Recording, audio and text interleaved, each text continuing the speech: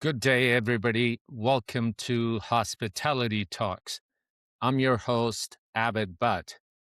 Today, we joined by Philip Barnes, Chief Executive Officer of Rotana, one of Middle East's leading hospitality companies. With more than 4 decades of global experience across 5 continents, Philip has led some of the industry's most recognized brands and is now guiding Rotana through an exciting new phase of growth, innovation, and expansion. At Rotana, he leads a portfolio of 6 distinctive brands, and since joining in 2024, Philip has been instrumental in shaping Rotana's next phase of growth.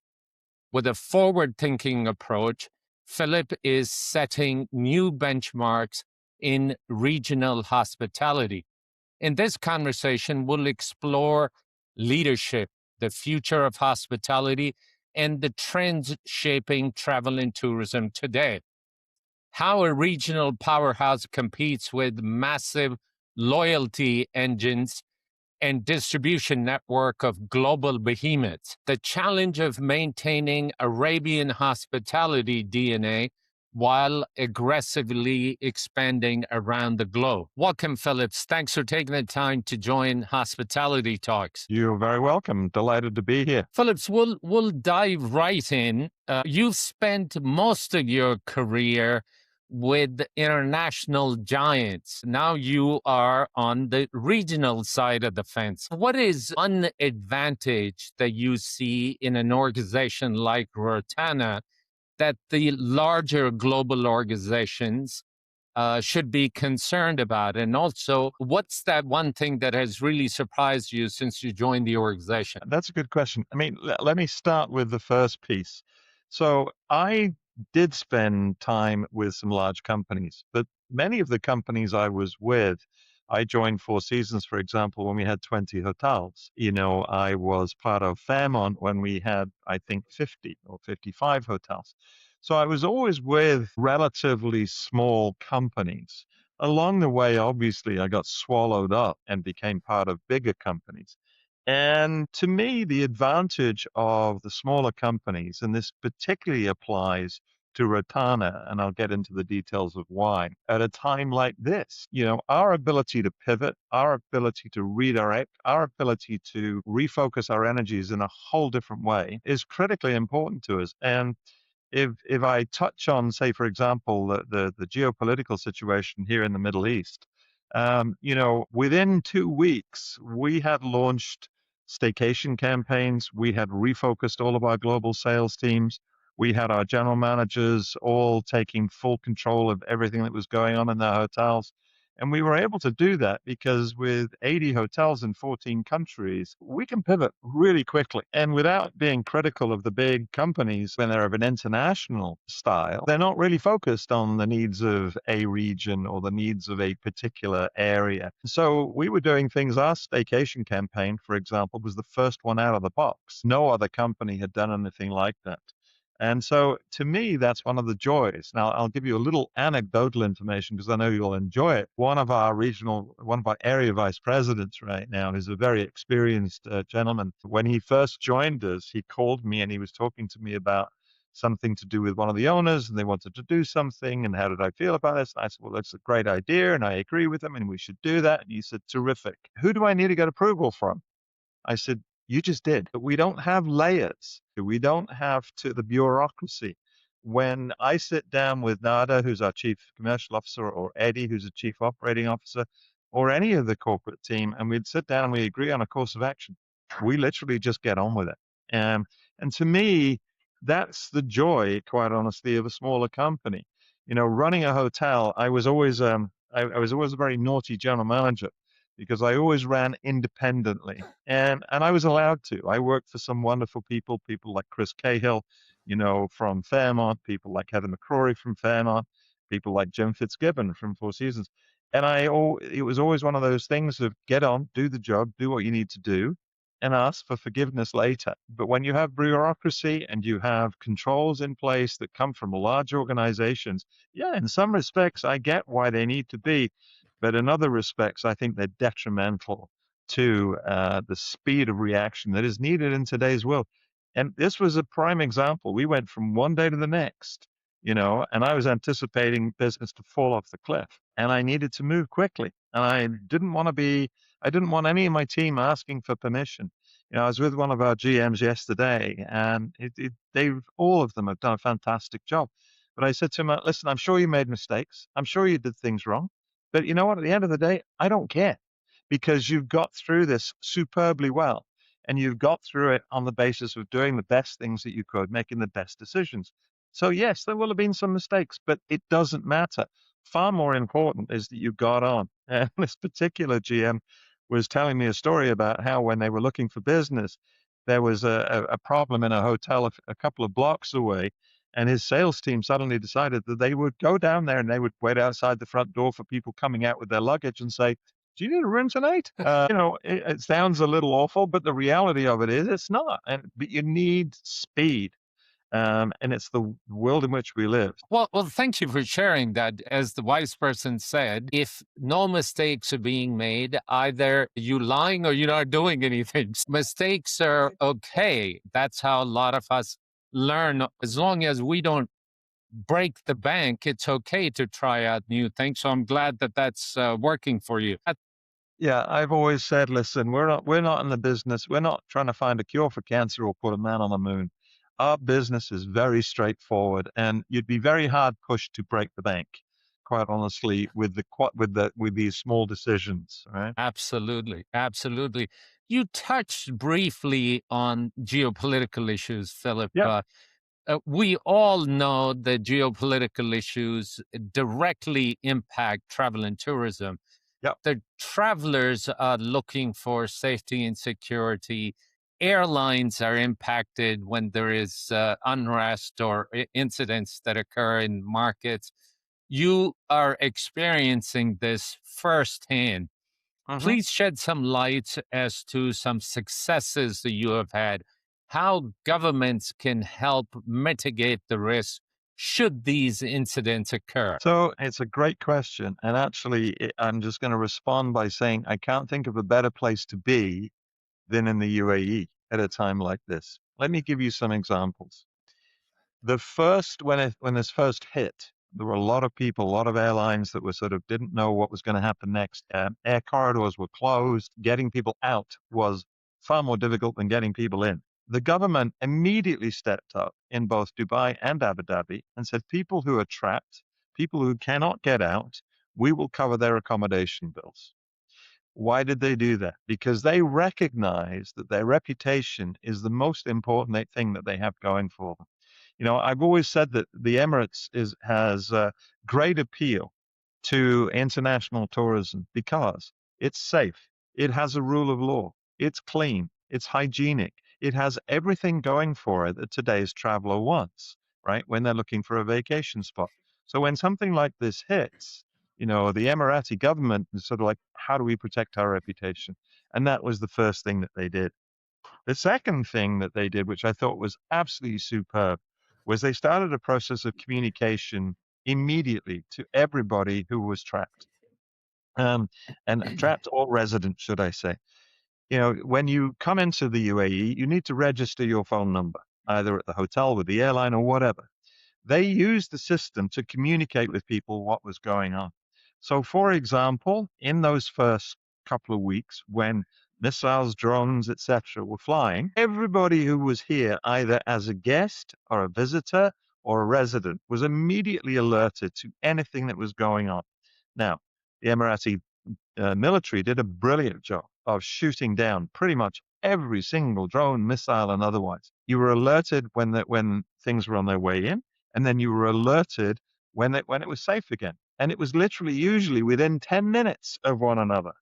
So what you saw was people going about life very much in the way that they always had, because it was sort of like we know that it's being dealt with, we know it's being addressed. The tourism authorities, both Dubai and Abu Dhabi, are now in full swing on recovery mode. They're in full swing with press campaigns. They're in full swing with advertising campaigns. The airlines, Etihad, Emirates, Air Arabia, are all in full swing, at the recommendation of government, get things going again. So if I have to pick somewhere to be during a crisis like that, it's going to be in the Emirates. Oh, And that's I right. will say this to you because I've said this on many occasions. One of the challenges I've had in working internationally around the world has been governments that don't understand tourism, that don't understand the needs of the business, and they don't realize how detrimental it is to lose that business until it's gone away. I hate to use the US as an example, but the US has seen huge declines in tourism in this year. Now, that impacts thousands, if not millions of people in restaurants, bars, hotels, taxis, etc. And it's a huge drain on the economy. But it's not until it really hits home that people suddenly go, "Oh, where has all this gone?" And whether it's the US, I could give you stories about the UK, I could give you stories about Canada. Every country I've lived in, with the exception of the UAE, has really been oblivious to the impacts of tourism until it hits, right? So it's been fascinating. Well, thank you for sharing that. I had read about the government picking up the tab of people that could not take the flights back home. I think that's an amazing, amazing story that government stepped in to protect the brand Emirates, brand Abu Dhabi, brand Dubai, whatever the case might have been.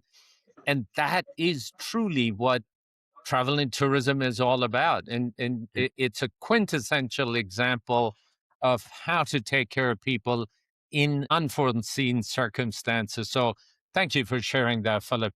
Well, Let's let me just share one other thing for you because, the media blew the whole thing out of proportion. It looked like Dubai was exploding. It looked like Abu Dhabi was on fire. That wasn't the case at all, as I've just said. But those stories were out there. So what did the rulers of Dubai and Abu Dhabi do? They went walking through the malls, speaking to tourists, sitting down having lunch to show the world that it was safe. Again, they're proactive. They're not reactive. They get out there and they do what needs to be done. superb. The Emirates has done an incredible job of positioning it as a tourism destination for the longest time. And there is lots to be learned from what they have done to position that as a destination. Unforeseen circumstances can occur. It's how we respond to it that makes the difference. So thank you for sharing that. We briefly talked about the differences between larger organizations or smaller hotel companies. Do you have any thoughts on companies that have got large distribution systems that have loyalty versus a brand like Rotana and sister brands of Rotana?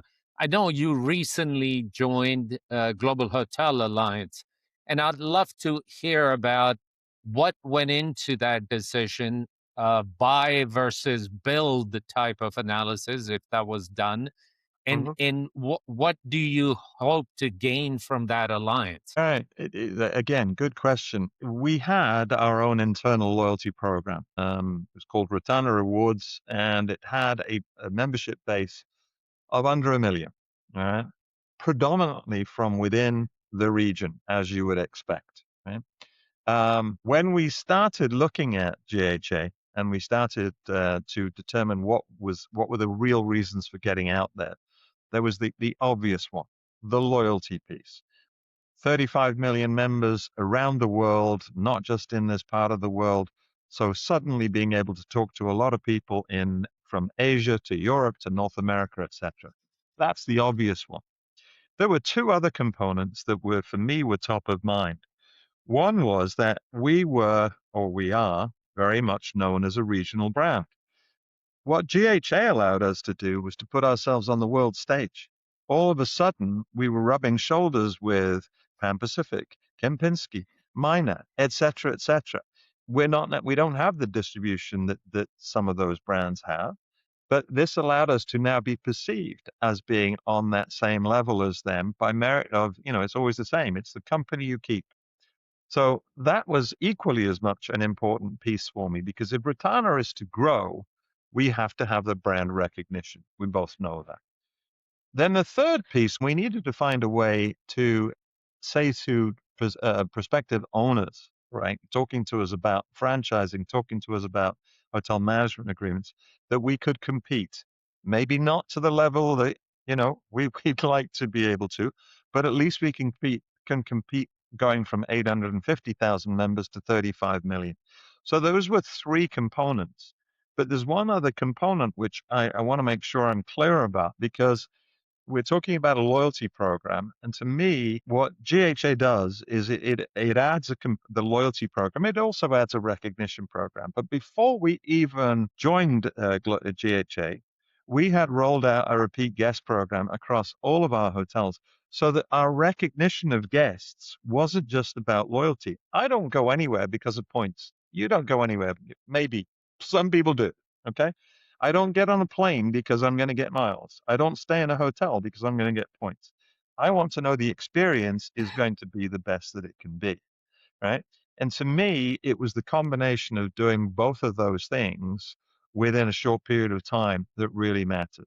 So we have the repeat guest program, and at the same time, we have the loyalty program. But they need to go hand in glove. It can't be one or the other. And I think where the mistake is made is in this belief that loyalty programs, at the end of the day, those points are the most important thing. I hate to say this. I've been traveling for many, many years, as have you. And if I have a bad experience in a hotel or an aircraft, it won't matter how many points they give me. I won't get back on that plane, or I won't go back to that hotel. And I think that's fairly common. All right. I think that attitude is fairly prevalent. But again, at the same time, I recognize that points do drive a certain amount of, should we call it, loyalty. Um, so there was the thinking behind joining Discovery. And we've been, it's 5 months in. We were just ramping up. We started in December the 1st. We ramped up through February, and then of course this hit. So we've, but still, I was just looking at some numbers today, and in that short space of time, I'll just use one benchmark for you. I have seen $5 million of revenue, not a huge number, but $5 million of revenue that came to me cross brand. Okay. That's in a short space of time with a crisis in the middle. So that's new business to me. That's business I wasn't getting before. And that number's only going to grow as we come out of this crisis, and as people become more familiar with us. So again, Terrific. it's a business decision, but it's more than that. Terrific. Thank you. Philip, you are driving Rotana's growth on a global platform, Hmm. stepping out of a regional player to having presence all around the world.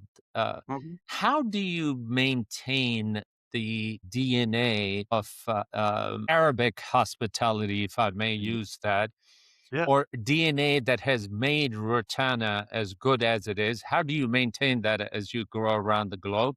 And also, what are the tensions that are being created between the brand and ownership? And how do you deal with those tensions? Hmm.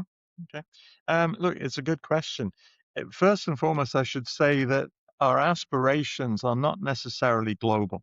Let me qualify that. I have a team an operational team that consists of a chief operating officer and 5 area vice presidents. Each of those area vice presidents has a portfolio of hotels. It could be anywhere between 10 and 15 spread over 1, 2, or 3 countries.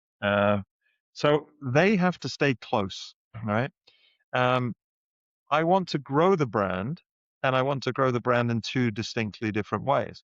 One is the managed properties, which we obviously have a great deal of experience in, but I also want to grow the brand through franchise properties, because in some instances, going into having a franchise property is far more beneficial to us, particularly in a shall we say, in a country or an area that we're not terribly familiar with, maybe not easily accessible. The first criteria, though, has to be who's the owner, who's the partner, who are we getting into bed with, as I always say. And I'll give you an example. We have a property in Bahrain, Onyx, which is owned by a Bahraini gentleman. We have a property in Islamabad, owned by local Pakistan owners. These are both franchise properties. They are both fantastic properties. One is open, the other one is under development. But the partners believe in and are committed to Rotana. Allow me to jump around a little bit, but it's accessibility. I still need to be able to see what's going on in those hotels. The area vice presidents treat the franchised hotels in exactly the same way they treat the managed hotels. We do what's called a quarterly business review with all of those hotels. And so we stay connected to them in ways that allow us to see how their quality is, allow us to see how their guest experience is, how their colleague experiences. And that to me is critically important, which again sort of comes back to this point about how far are we going to go. Africa for me is very much on my screen. So is Eastern Europe. Once you get beyond those areas, I start to go, ooh, hang on a second. Years and years ago, when I was with Stanford in Australia, chairman called me one day and said, "I'm buying a hotel in London." I said, "Great, who's looking after it?" And he said, "You are." I said, "No way. I'm not. I'm living in Sydney, and I'm not flying to London once a month to see that. It's unreasonable. You need to be close to our properties, and I think it's one of the challenges that a lot of companies have is because when they're out of sight, they're out of mind. As I say, I now get all the fun trips. I'm on my way to Congo on Monday, and I'm like, okay, this will be a different trip. But Africa at least is on our doorstep, the Eastern Europe. So that's the philosophy. Now, how do we keep our culture in them? Well, obviously, you keep your culture through people first and foremost. So, whenever we're going into these destinations, we're trying to put our people into play in those properties. It might be the general manager, it might be some of the leadership team. But we also have developed a number of different training programs. We have a program called Hayaka, which is welcome. We are owned by an Emirati family. And so having that thought process is very important. Now, what I don't want to do is to have a program like that and then mandate that my team in Dar es Salaam uses Arabic terminology that is alien to them. I've seen brands do that, and I just don't get it. I remember being in Texas with Four Seasons many years ago and calling a competitor hotel to have someone say bonjour. I was sort of like, no, I don't think this is quite what people want. But anyway, each to their own. But I do think you have to be authentically local in what you do. But at the same time, you have to have some brand dimensions. And in that respect, we talk about, for example, the senses. We have a program called the Senses that is all about the music, the scent, the dates and the coffee service in the lobby, those things that are intrinsically Emirati that we need to take with us. And to be honest with you, it's one of those things that we've sort of really been reinforcing in the last 12 to 18 months is how critical this is. If you come to Abu Dhabi and I have the opportunity to introduce you to the chairman, the first thing he'll talk to you about is quality. And that to me is, what Rotana is all about. And he started the brand. I mean, it's 33, 34 years ago. This is his company. And for him, it's all about quality. And that means it's all about people. When this crisis hit, and I went down to see him, and I said, "This is where we're up to. This is what we're doing." I said, Do you have anything that you want me to focus on?" He said, "Phil, just do one thing. Look after our people." That for him was what was top of mind and key. And as I've said to the hotels, because there will be an end to this and we'll come out of it, right? And if you come out of it with your teams intact, albeit that you might have had to take some, unpaid leave or whatever it may be, but keep the team intact because when we come out of it, we'll be stronger as a result. And that is what comes from that DNA. It's a number of different things that are important to me about. Our industry is all about people. Whether we find it hard, it is all about people, which would be an amazing discussion. Talk a little bit about the workforce transformation. Generally speaking, if you look at Mhm. the industry globally, the industry has always experienced very high turnover, particularly in mature markets, maybe not so much in some of the emerging markets. So, industry has been plagued with high turnover. What are some of the things that you are doing to attract the younger generation into the industry and then be able to retain them, and so that it's not just about getting your paycheck, even though getting a paycheck is important, Yeah. but they feel like they are part of the organization. What are some of the initiatives that you have launched? I mean, when we talk about the industry as a whole and we talk about the challenges of the industry, the first thing that I always reference is the quality level and the skill level of the leadership groups. You talk about a hotel where there's turnover. I guarantee you there's less turnover in a hotel with a great leader. I guarantee you the workforce will be happier. I guarantee you the approach of that team, they'll be more energized and more enthusiastic by merit of the fact they have great leadership. And great leadership, for me, is about servant leadership. It's leaders who take care of their teams, leaders who look after their teams. That is the most critical piece. You'll never get good people around you if you're not going to look after them. Very quickly on this geopolitical situation, we've seen bloodbaths occurring in hotels with lots of people laid off and made redundant at a time when they can't find other jobs.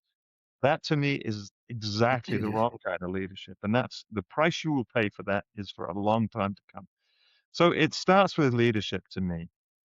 Um, when you have great leaders, they attract great talent, and people want to be a part of that. People want to be a part of a winning team. And they don't see that through the bricks and mortar of the building because that isn't going to deliver, right? I'm sure we've both been in hotels that were stunning from the standpoint of fit out, architecture, and everything else. But if there's no culture in there, if there's no warmth in there, if there's no sense of belonging in there for a guest or for a colleague, they won't perform. Doesn't matter how much money you've spent on them. So it does start there. That, to a certain extent, addresses some of your retention issues. Attracting people into the industry is a tough one. I've shared the story on many occasions of me being in my first general manager's job with Four Seasons when I was about 35 years of age, and my mother coming to visit and realizing for the first time that maybe I hadn't become a waiter. I did have it was maybe a profession, but in her opinion, the hospitality industry was not a professional industry, and we suffered from that for a long time. We still suffer from that. We are to a very large extent, whether we like it or not, a blue collar industry. We have a lot of positions that are, cleaning, cooking, serving of that type which does I'm not demeaning them by calling them blue collar, but that's the reality of them. You don't need to have a university degree to be a server. I would argue you don't need a university degree to be a leader. To me, that's a whole different set of skills. But when you've got bright young people looking at you saying, "What am I going to get out of this?" The first thing I always say to them is, "Listen, if you try it and you don't like it, get out because it'll get worse." During this last few weeks, I've been going to all the hotels to thank the teams and thank the GMs for what they've done. And I've said, I know you've been making beds. One GM had me screaming. I said, how did you manage the laundry through this process? He said, we did our morning lineup there every day. And I was like, what? He said, yeah, we got the entire team in there and we stood there. We did our morning lineup and we folded towels while we were doing it. This is the camaraderie that comes out of it. How do we attract people? I hate to say this, but you have to have a passion for taking care of people. And if you don't have that, you're never going to like it. And if you are not prepared to do those mundane tasks, you're never going to progress in this industry. So it's a mentality thing. And I think that comes down to recruitment. And recruitment is really important. And then the onboarding process and the training process. For 30 years, I've been saying the same thing at orientation in hotels, which is very simply, I don't pay you. The guest pays you. So you need to remember that every single day, and it's a tough one. And I'm not sure that that necessarily answers your question, but we've got to be realistic and we've got to be pragmatic about it. I had a young man coming to me, again, back in that first GM's job, coming out of a very expensive hotel school in the United States, and he was in stewarding. And he came to me and said, my parents did not spend all this money for me to end up washing dishes. And I said, well, actually, they did. because years later, I was still been washing dishes, or helping out in the kitchen, and I love it. To be honest, for me, it's the joy of the business. But for some people think I'm crazy. I get it. But a lot of my GMs are servant leaders. In fact, they're all servant leaders one way or another, and that's what makes the company work. You are absolutely correct. I couldn't agree with you more that the leadership at the unit level and the organization, to a great extent, creates this culture of belonging. Yeah. People do want to contribute. I have always said it to my colleagues throughout. Nobody, no matter what business you're in, more so in hospitality, but nobody wakes up saying, I'm going to go to work and mess up today. But people show up to work wanting to contribute in whichever small way they can, and they want to be successful and they want to celebrate those successes. So, as long as that can be enhanced, I think that'll be a great thing. The industry is up against a bit of a challenge in making this business attractive, because we all work when everybody else is enjoying their time off, and that doesn't settle well with some of the millennials, because they want to be enjoying the time off. But I'm sure that there is a happy medium that can be gotten to. Industry does need to think about other ways to attract people. In mature markets, talking to my alma mater some years ago, I was recommending to them that American pop culture drives a lot of sentiment. So maybe we needed to come up with a new show that talked about hotels, so that this industry will be exposed to everyday people. There are lots of TV shows about doctors and cops. Maybe there can be a hotel show about the hotels. And truth be told, that's sort of how I got interested in the hotel business. Well, to your point, when I was MD of the Savoy, Gordon Ramsay's production team came to me and they said, "We want to do a documentary." And my first reaction was no, right? Because I was concerned that it would be all about the guest and it would be all about the glamour of the Savoy and the history of the Savoy and all of those things. And they said, "Well, why are you saying no?" And I said, "Because what matters in this hotel is the team. What matters is those guests who are regular guests, yes, but how the team takes care of them. So whether it's Sean, my head butler, or whether it's Rosalind who serves breakfast in Casper's, or whether it's Tony who's on the front door, that's what matters." And they looked at me and they said, "Can we do a show on that basis?" I said, "Absolutely, you can." And now you're taking a huge risk because you're not in control. But they did a four-part series. The first episode went out, and Sean, my head butler, came to me and he said, "I don't look very good in that program." I said, "Sean, you do, but you don't look as good as you're gonna look in episode 2 and episode 3." By the time the third episode went out, everybody was in love with Sean. Everybody was in love with the way he looked after his team and he looked after his guests. They met these guests. That's, to your point, is what the business is about.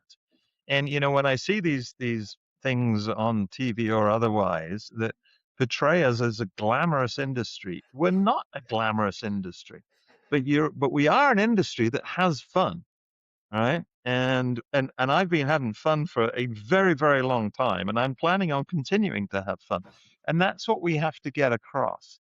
Because to your point, nobody comes to work saying, "I'll do a lousy job today." But I'll just give you one other quick anecdote on that one. We worked with the Prince's Trust in the UK at that time and giving people from challenged backgrounds opportunities. We hired a young man and we put him in the still room back in the day when the Savoy still had still rooms. I don't know whether they still do, but anyway, but we put him in the still room making teas and coffees for a very busy breakfast and afternoon tea. And he'd been with us about a week or so, and I asked him to come up and see me, and he did. And I said, "Tell me, are you enjoying your job?" He said, "I'm loving it." I said, "What are you loving?" He said, "I know how to make the best cup of coffee. I know how to make the best cup of tea." I said, "This is fantastic." I said, "You're very excited about this." He said, "Well, it's an achievement. It's an accomplishment." He said, And I go home every day, and my grandma says to me, "Are you sure you work at the Savoy?" Listen, I think it depends on, again, it's how he was set up, it's how he was trained, it's the opportunity, it's him learning that the job he was doing was critically important, right? And that being imparted into him. And then you start to realize it's like a housekeeper. Housekeepers who put passion into cleaning the room, getting it ready. You need to reward that. You need to recognize that. You need to do everything you can to make sure that person comes in. And if they do come in a bit and they're not having a good day, you need to ask the question, "Are you okay?" Because that's the other piece. It's not just about doing the job. These are people and they're taking care of people. Anyway, Absolutely. Human beings rely on connections. Let's Mhm. let's talk about the industry outlook next. Having spent all this time in this industry, have you seen maybe an amenity or service that was critically important a few years ago, but at this juncture, it carries no weight? Guests don't care about it. And what other new guest expectations have evolved over this time period? This will, unfortunately, I say unfortunately, take us into the arena of technology, which is changing our industry and it has been doing for quite some time. It's going to evolve even further. And I say unfortunately because, and I don't mean that in the sense of I'm unhappy about it, because I think it's exciting, in terms of the ability to really prepare for the guest arrival, really give the colleague what they need to do to take care of the guest. I think it's going to evolve in a whole different series of ways. And I'm very blessed. I've got a CIO, Dominic, who's always looking ahead. And because he's in a small company again, he can turn and twist very quickly. So that to me is where the future is going to lie. I think one of the biggest issues that I face, and it's not so much necessarily about an amenity, but I do see our industry as having a tremendous amount of mediocrity. And that to me is an issue. And it's an issue throughout service industries. And we talk about taking care of the guests, we talk about service, we talk about all of these things. And I was in three of our hotel shifts today talking to the teams. And I reminded them, that service is not about making sure you fill the water glass within the first minute of the guest's arrival. It's not about making sure that the knife and fork is in absolutely the right place. Yes, those things are given. It's more about the warmth of the welcome. It's more about that, how are you? Nice to see you again. Welcome back. Whatever it may be. But that it's how you make people feel that really matters. So when I talk about technology and people talk about AI, I've been quoted as saying, well, the problem with AI is it just won't smile at you, right? And it won't, all right? But what it will do is allow you to understand who that guest is, what that guest does and doesn't like, and be able to build on that to make sure that you're doing the right thing. 1,000 years ago, when I was at Shangri-La, Singapore, we went through a cultural change that was all about the guest, right? And it was a big investment on our part. And I was walking through the lobby one afternoon and I saw this gentleman walking towards me. He was one of our regulars. He said, "Phil, what have you done to this hotel?" And I said, "Well, what do you mean? What have I done?" He said, "Well, I've been coming here for years." And I knew him quite well. I said, I know. He said, "Well, I walked in, I sat down at my usual table in the lobby, and they brought me my beer." And I was like, "And that's a problem?" He's like, "No, but no one's ever brought me a beer before, and I've been sitting there for years." That is the essence of our business.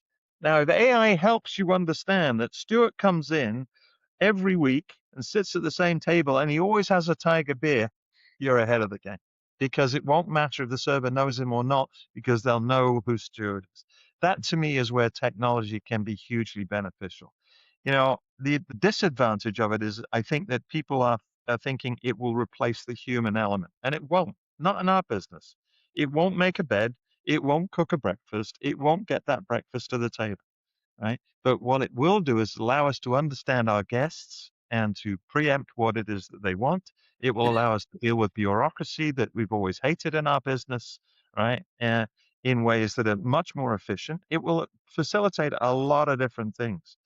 It's making sure it's applied in the right way. My CIO says artificial intelligence is a wonderful thing as long as you don't let it make things up, because apparently it makes things up. Now he knows more about it than I do. So those are the kind of things that I'm focused on right now. As it relates to those things in the past, sometimes when I was general manager of when I was regional VP for the Pacific Northwest for Fairmont, I was general manager of the Pacific Rim. We had a series of suites, and we decided that we were going to put record players in those suites, and we decided we'd invest in a library of vinyl albums. Sometimes you're going back in time. People loved them, and these suites were so popular for exactly that reason. So sometimes you're going back in time as well. Terrific. Look, you are correct. AI in the technological initiatives that are being rolled out globally, I think they would help us be better operators. It may be some of the more routine, mundane tasks that take us a long time to complete.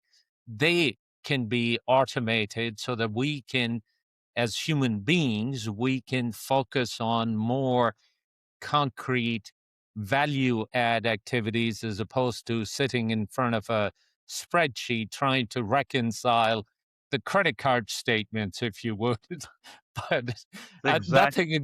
nothing against finance discipline, but Well, the to your point, I remember in my first hotel, we the cashiering was all done by hand in the restaurant, and I would sit there, and if my spreadsheet didn't all add up at the end of the night, I'd be there for another hour. let's talk about ESG. How does that play a part in Rotana's operating model? How focused are you looking after the different elements? Now, when I talk about ESG, obviously it's not just about the climate, it's social environment, it's how the communities are being looked after, it's about food waste, it's about a reduction on water and power consumption. What is it that Rotana is doing to contribute towards ESG initiatives? I'll start with the piece that for me is always the most important. In my career, I was blessed to work for Four Seasons, to work for Fairmont. And being a general manager or vice president at either of those companies during my time with them was very straightforward. You weren't just a business, you were a part of the community. And that for me was an integral piece. So over the years, there were many occasions when I would work with people in the community for fundraisers, for charity events, to do what needed to be done. I carry that same philosophy with me today in Rotana. I've said to our general managers, you are a part of the community. Find a way to work as part of the community. And I talk about this all the time, whether it's sustainability or whether it's that. The essence of it begins with what happens at the property level. We have a wonderful lady here in the corporate office, Carol, who handles ESG. She does everything. She provides information. She educates the hotels. She educates the EHS managers in the hotels. But at the end of the day, they're the ones who drive it. So when the Beach Rotana decides they're going to send to have their entire team out there at 7 o'clock in the morning to pick up paper on the beach, not at the hotel, I hasten to add, but elsewhere. But they go out and they do those things. Or they work with people of determination. We have a general manager at the Towers, Rotana, who has several people on his team of determination. And there's an effort that has to go into that. They're fabulous people, but you've just got to put more effort into the training and development until they get their feet under the table, and then they're, fantastic. So, it's putting things together on that vein. We're part of the community, we're part of the environment, but it's at a property level where it really will make a difference. It's not at the corporate level. And I have to be very honest, when I sit and listen to corporate leaders pontificating about EHS, and I think to myself, okay, so great. That's your corporate speak, and I get it. But what's actually happening at the front line? Which of your hotels are actually out there doing something about it? Because that's where the rubber hits the road. And that for me is the critical piece.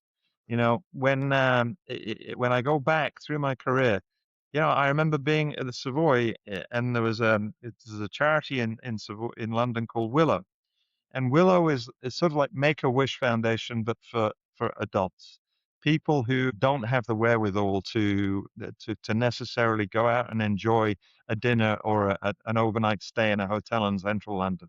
This organization was created um, to look after those people and to give them an. Superb.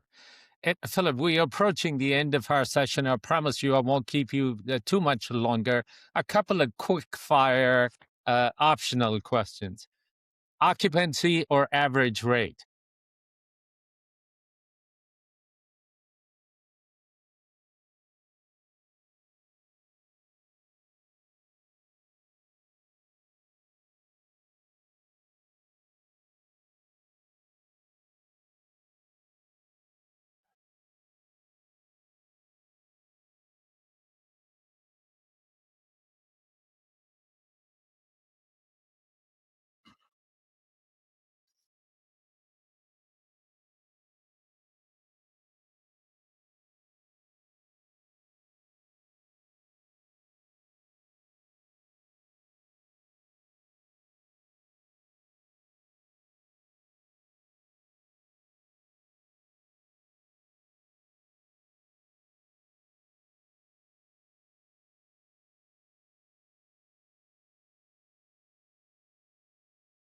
Okay.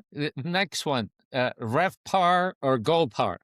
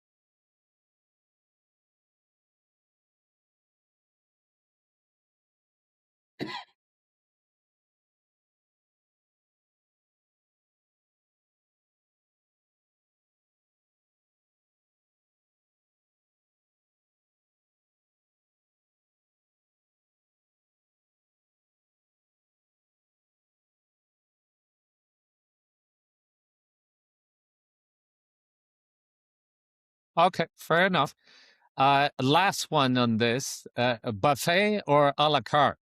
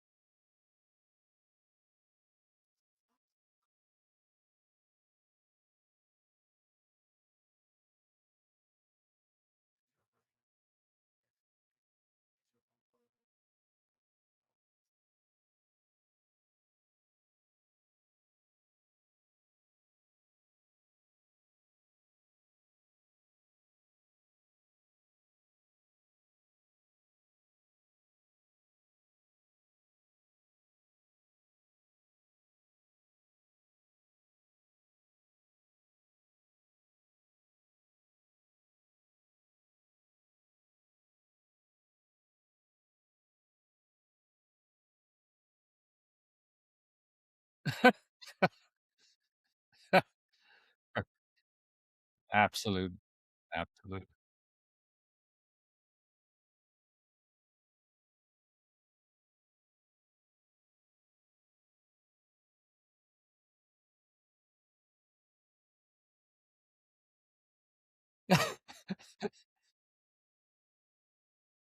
Very true.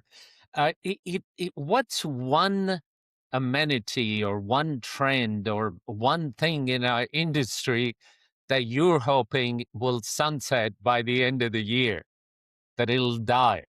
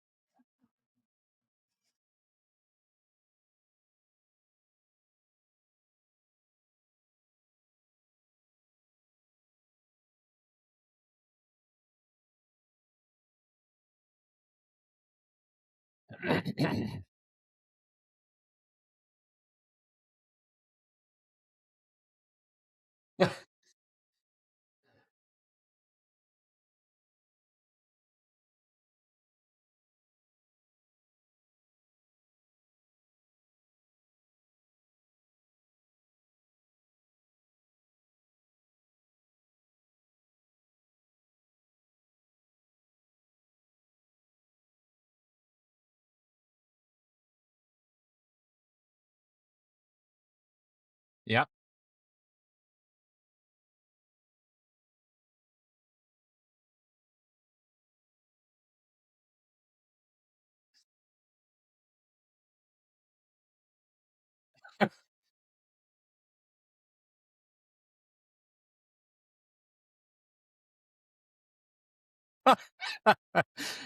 Well, great conversation. Look, we started out the conversation and you talked about some of the wonderful mentors and colleagues that you worked with. We have all cherished those relationships throughout our career. What is one advice you would like to pass on to new entrants into the industry?